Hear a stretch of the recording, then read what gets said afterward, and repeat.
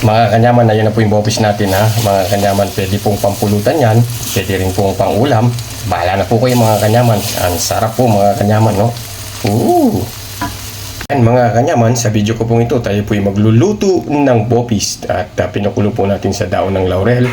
Meron po tayong bawang nilalagay, asin, at saka siyempre, wag po natin kakalimutan konting paminta. Haluan po natin ng bopis, yung bopis natin ng labanos, mga kanyaman. Ayan, no? Iwanan ko lang po natin yan mga kanyaman. Mainit na po yung wok natin, lagay natin yung luya. Naamoy na po ni Marites yung ginigisa nating bawang sibuyas, lagay na po natin yung baga natin.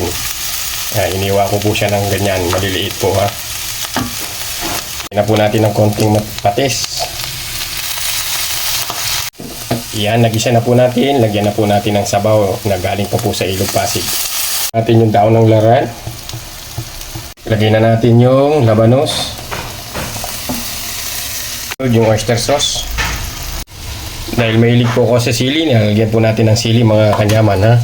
Ayan, yung siling manghang po, tsaka yung siling mahaba. Lagyan po natin yung bell pepper natin.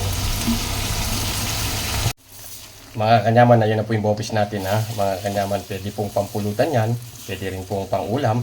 Bahala na po kayo mga kanyaman. Ang sarap po mga kanyaman, no? Ooh!